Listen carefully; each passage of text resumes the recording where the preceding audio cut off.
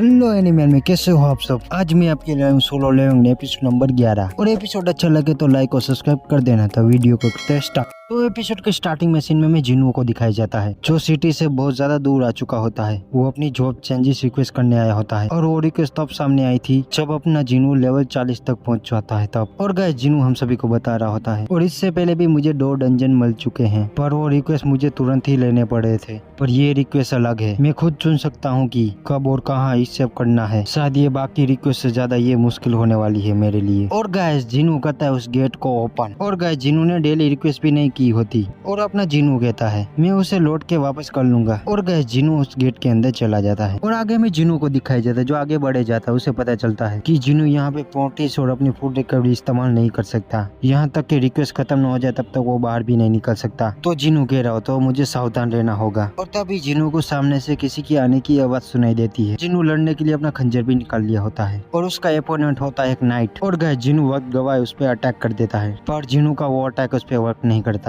और वो जिन्नू पे अटैक कर देता है। जिन्नू अपने खंजर से उसे रोकता है और जिन्नू अपना फिर से अपना खंजर का सीधा उस पे हमला करता है पर उस नाइट का डिफेंस बहुत ज्यादा ताकतवर होता है और जिन्नू का खंजर वहाँ पे कुछ काम ही नहीं आ रहा होता और वो नाइट जिन्नू पे अटैक किए जा रहा होता है और जिन्नू सारे अटैक को डोज कर रहा होता है और जिन्नू को पता चल जाता है कि वहाँ पे उसका खंजर कोई काम नहीं आने वाला और इसलिए जिन्नू नाइट पे अपनी ताकत का इस्तेमाल करता है और उसका चेहरा ही उखाड़ देता है। लेकिन तभी वहाँ पे ऐसे और आने लगते हैं। फिर हम नेक्स्ट में यून को दिखाया जाता है जहाँ पे उसका पिता और उसका बड़ा भाई भी होता है और यूजिंग के फादर अपने बड़े बेटे से कहते हैं गिल्ड्स बनाने का प्रोग्रेस कैसे चल रहा है। सुना है कि तुमने जिसे इस रैंक को ऑफर किया था उन सब ने इनकार कर दिया। और जिनसुंग कहता अपने फादर से ये सच है कि हंटर मीन और मिस्चा ने मुझे मना कर दिया लेकिन इस बात से मुझे कोई दिक्कत नहीं होगी। अपने देश के हंटर नहीं तो मैं विदेश के देशों में जाके हंटर से बात करूंगा और कोई ना कोई एक्स रैंक का हंटर मुझे मिल ही जाएगा। और यू मन में सोच रहा होगा मेरे भाई का ये प्लान है। और जिनसिंग यू से कहता है कि मुझे पता है कि तुम भी चुपचाप किसी चीज पे काम कर रहे हो। ऊंची कीमतों में सी रैंकर गेट के अधिकार को खरीदना और अपने लिए उपलब्धि हासिल करना ये पर्सनल प्रोजेक्ट के लिए ठीक नहीं है पर मेरे प्लान में दखल मत देना। और गाइस यून मन में कह रहा होता है कि मेरा भाई बॉस के बारे में नहीं जानता है। अगर उसे जरा भी पता होता कि मेरे पास कैसी पावर है। फिर हम नेक्स्ट में जिन्नू को दिखाई जाता है जो अभी तक लड़ाई कर रहा होता है और वो बड़े आराम से अपने हाथों से नाइट को पेर रहा होता है और जिन्नू ने सारे नाइट को मार दिया होता है। लेकिन तभी वो अपना खंजर निकाल के पीछे अटैक करता है और उस मॉन्स्टर के पास भी सेहत स्किल होती है। और गाइस जिन्नू कहता है मुझे ये इस्तेमाल करने वाले मॉन्स्टर से भी लड़ना होगा। और तभी जिन्नू के पीछे से कोई मैजिक से अटैक करता है और जिन्नू जल्दी से उस अटैक को डॉज करता है और देखता है और वो होता है एक मेग मॉन्स्टर और वो लाइट मैजिक इस्तेमाल कर रहा होता है। और जिन्नू हमें बताता है स्लेदर किल और लाइट मैजिक ये सब यहाँ पे क्या हो रहा है। ये सब कुछ मेरी पुराने बैटल जैसा लड़ने जैसा है। ये रिक्वेस्ट मेरी उम्मीद से भी ज्यादा मुश्किल है। मुझे हर मॉन्स्टर को मारने के लिए अलग अलग एबिलिटी इस्तेमाल करनी होगी। नाइट के लिए स्ट्रेंथ, एसेसन के लिए प्रोफेशन, प्राचर के लिए एजिलिटी। बिना ज्यादा स्ट्रेंथ के नाइट को खरोच भी नहीं आएगी और बिना ज्यादा प्रोफेशन के एसेसन का पता नहीं चलेगा। और सबसे बड़ी दिक्कत तो मैक्स है। इन सब के लिए मुझे इंटेलिजेंस की जरूरत होगी और अफसोस मैंने उस पर ध्यान नहीं दिया था। यानी अपना जिन्नू अब मुश्किल में पड़ रहा होता है और अब उसकी थकावट भी बढ़ रही है और यहाँ पे अपना प्रोटीन भी इस्तेमाल नहीं कर सकता। यानी जिन्नू बूढ़ा फंस चुका होता है। फिर हमें वहाँ का सीन कट जाता है। फिर हमें आगे के सीन में केन को दिखाया जाता है जो कहीं पे जा रहा होता है। फिर आगे हमें सारे इस रैंक का हंटर दिखाया जाता है जहाँ पे मिस चा भी होती है और केन उन सभी से कहता है वक्त आ चुका है। और फिर से सीन बदलता है हमें जिन्नू को दिखाया जाता है जिसने सारे मॉन्स्टर को मार दिया होता है। और तभी जिन्नू को सभी मॉन्स्टर को मारने का रिवॉर्ड मिलता है नाइट से आर्मर 2000 गोल्ड्स। और जिन्नू वो आर्मर पहन लेता है ताकि उसकी सेफ्टी बनी रहे क्योंकि उसको भी पता चल चुका होता है ये खतरनाक जगह है। और वो आर्मर पहनने के बाद गायब हो जाता है और इसे पहनने के बाद भी जिन्नू को कि उसके मूवमेंट में कोई दिक्कत नहीं होगी। फुल रिकवरी होना ये बताना मुश्किल है पर मेरा लेवल अब बढ़ गया होगा तो ठीक है मुझे आगे बढ़ना होगा। और आगे जिन्नू एक बड़े गेट के पास पहुंच जाता है और जिन्नू कह रहा है इस गेट के दूसरी तरफ मेरा अपोनेंट होगा लेकिन वो कितना ताकतवर होने वाला है और मैं उसे बिना हराए निकल नहीं सकता तो मुझे बस उसे हराना ही होगा। और गाइस जिन्नू कहता है डोर ओपन और उसे महसूस होने लगता है कि ये खौफ बिल्कुल डबल डंजन जैसा ही एहसास है और ये जगह बिल्कुल किंग का दरबार जैसी होती है। और जिन्नू को किसी की चलने की आवाज सुनाई देती है और अपना खंजर निकाल लेता है और उसका वेपन होता है एक रेड नाइट और उसका हथियार एक बड़ी तलवार होती है और उसके ऊपर लिखा हुआ रेड होता है। इसका मतलब वो ताकतवर है जिन्नू से। और गाइस जिन्नू के भी पसीने छूट रहे होते उसे देखकर पर और वो रेड नाइट फुल स्पीड में जिनू पे अटैक कर देता है और एक ही सेकंड में जिनू के पास आ जाता है और अपनी तलवार से जिनू पे अटैक करता है और इस अटैक में पीछे रखा पिलर को भी वो लकड़ी की तरह काट डालता है और जिनू इस अटैक को बड़ी मुश्किल से डॉज कर पाता है और वो रेड नाइट फिर से जिनू पे अटैक करता है और इस बार वो जिनू को बहुत ज्यादा दूर फेंक देता है और फिर वो आगे जिनू पे अटैक किए जा रहा होता है। जिनू से बच ही रहा होता है क्योंकि गाइस वो बहुत ज्यादा स्पीड में अटैक किए जा रहा होता है। वो जिनू को खड़े नहीं रहने दे रहा होता, वो अटैक किए जा रहा होता और जिनू की हालत पतली हो रही है फिर भी जिनू खड़ा होता और अपने खंजर से उस रेड नाइट पे अटैक करता है, लेकिन उसका डिफेंस बहुत ज्यादा ताकतवर होता है और जिनू का अटैक उस पर कुछ काम नहीं करता और वो रेड नाइट जिनू पे अपनी तलवार से अटैक करता है और जिनू अपनी खंजर से उस तलवार को अटैक को रोकता है, लेकिन और उस रेड नाइट के अटैक में बहुत ज्यादा ताकत होती है। अपना जिनू उस अटैक को रोक भी नहीं पा रहा होता और अपना जिनू पीछे हट जाता है और गाइस जिनू को पता चल चुका होता है कि इस रेड नाइट पे उसके खंजर के अटैक कोई वर्क नहीं करेंगे, यानी इसके लिए जिनू अपने हाथों से लड़ेगा और उसे मार डालेगा। मगर गाइस पर वो रेड नाइट भी अपने सारे हथियार जमीन में फेंक देता है और जिनू कहता है वो एक बराबरी की लड़ाई चाहता है, वो मुझे हल्के में ले रहा है। और फिर सीन बताता में चेयरमैन गो को दिखाई जाता है। इनके फोन पे किसी का कॉल आता है और चेयरमैन गो फोन उठा के कहते तुम क्या निकलने वाले हो और चेयरमैन गो से फोन में बात कर रहा होता है केन, जो कहता है मैं इससे पहले शुरू करने से पहले आपका शुक्रिया अदा कहना चाहता था, मैं आभारी हूँ आपने इस ऑपरेशन की अनुमति दी। और चेयरमैन गो उससे कहते हैं वो तुम्हारी टीवी और एडवर्टाइज में जीसो आइलैंड का बार बार जिक्र करने का यही नतीजा है और इसकी वजह से लोगों को ये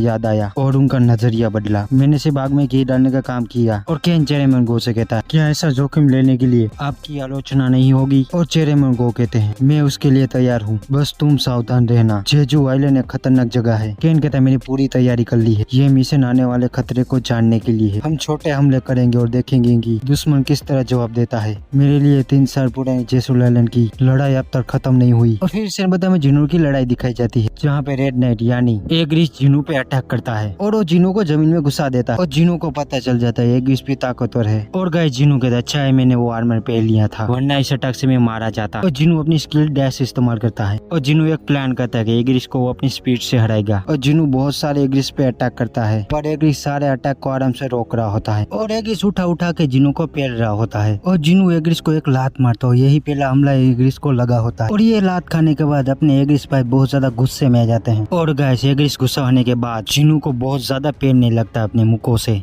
और वो जिनू को उठा के पेलने लगता है और गाइस इतना मार खाने के बाद जिनू की हालत बहुत ज्यादा खराब होती है। और फिर श्रमबद्धता में जीना को दिखाई जाता है जिसने जिनू के लिए लंच बनाया होता है। फिर हमें जिनू की मोम को दिखाया जाता है और फिर से हमें लड़ाई का माहौल दिखाया जाता है जहाँ पे एग्रिस अपनी तलवार से जिनू पे अटैक करता है, लेकिन गाइस जिनू अभी हारा नहीं होता। उसने एक हाथ से एग्रिस का अटैक रोक दिया होता है और अपना जिनू भी गुस्से में आ जाता और कहता है मैं अभी हारा नहीं हूँ और वो जल्दी से अपना खंजर निकालता और एग्रिस की आंख में घुसा देता है और वो आगे एग्रिस को पकड़ के दीवार में घुसा देता है, लेकिन वो एग्रिस जिनू का खंजर निकाल के जिनू पे अटैक करता है और तभी अपना जिनू खंजर वापस एंट्री में पहुंचा देता है और फिर से वो अपना खंजर बाहर निकलता है और एग्रिस के गले पे पूरी जोर से अपनी पूरी ताकत लगा के अटैक करने लगता है और जिनू एक लास्ट अटैक में अपनी पूरी ताकत लगा के एग्रिस को मार देता है। और गाइस यहाँ पे हमें पता चलता है कि अपना जिनू जब गुस्से में आ जाता है तब सामने वाला कितना ही ताकतवर क्यों ना हो जिनू उसे कैसे ही मार डालेगा। और जिनू कहता है ये लड़ाई में लक से जीता हूँ कि एग्रिस मुझसे स्किल और एबिलिटी मुझसे ताकतवर था, ये लड़ाई में बड़ी मुश्किल से जीत पाया हूँ, कोई एक गलती और मैं मारा जाता। और एग्रिस को हराने का जिनू को रिवॉर्ड मिलता है और गाइस जिनू का गोल्ड्स का खजाना मिल चुका होता है और इस रिवॉर्ड में एग्रिस का हेलमेट भी मिलता है और ये हेलमेट एक एस रैंक का रिवॉर्ड है। और जिनू कहते हैं मुझे पहली बार एस रैंक का रिवॉर्ड मिला है और ये हेलमेट लगाने के बाद जिनू पर जो अटैक करेगा वो डैमेज को 15% कम कर देगा और स्ट्रेंथ और विटालिटी को 20 पॉइंट बूस्ट कर देगा, यानी जिनू के पास अच्छा लूट का सामान आ चुका होता है। और जिनू के पास एक टेलीपोर्ट स्टोन भी आया होता है। वो कहता है ये यूनिवर्सिटी में नहीं जा रहा है और अभी मुझे टेलीपोर्ट स्टोन क्यों दिया है, क्या ये जॉब चेंजिंग रिक्वेस्ट अभी तक खत्म नहीं हुई? और तभी गाइस वहाँ बहुत सारे गेट खुलने लगते हैं और जिनू के स्क्रीन में लिखा आता है जब तक हो सके तब तक जिंदा रहो, तुम्हें यहाँ पे सर्वाइव करना है। और गाइस उस गेट में से बहुत सारे नाइट निकलने लगते हैं और जिनू का टाइमर भी स्टार्ट हो चुका होता है और जिनू कहते ये मामूली नाइट है तो मैं आराम से निपट लूंगा, लेकिन इस गेट में से कोई एग्रिस जैसा आ गया तो मैं जिंदा नहीं बचूंगा। जिनू उन सभी नाइट पे अटैक कर देता है और जिनू बहुत सारे नाइट को पेल चुका होता है, लेकिन वो नाइट गेट में से निकलते ही जा रहे होते हैं और जिनू जितने भी नाइट को मारे उससे डबल वो गेट में से बाहर आ जाते हैं और जिनू अपनी स्लेटर का इस्तेमाल करता है और कहीं जाके छुप जाता है। और तभी मेग मॉन्स्टर सामने आता है और वो जिनू की स्किल को काट देता है और वो फिर से वो नाइट जिनू पे अटैक करने लगते हैं। जिनू फिर से उन सभी को पेलने लगता है, मगर गैस वो बहुत सारे नाइट होते हैं और वो सभी जिनू पे भारी पड़ रहे होते हैं। और अपना जिनू जल्दी से टाइमर देखता है और उसमें से 5 मिनट ही हुए होते हैं और जिनू कहता है नहीं मैं ये नहीं कर सकता और वो अपना स्टोन निकाल लेता है और वो यहाँ से निकलने वाला होता है, लेकिन एक नाइट आके जिनू पे अटैक करता है और जिनू का टेलीपोर्टर स्टोन कहीं पे गिर जाता है। यानी जिनू को इन सभी से लड़ना ही होगा और वो सारे नाइट एक साथ जिनू पे अटैक करते हैं और जिनू उन सारे नाइट से घेर चुका होता है।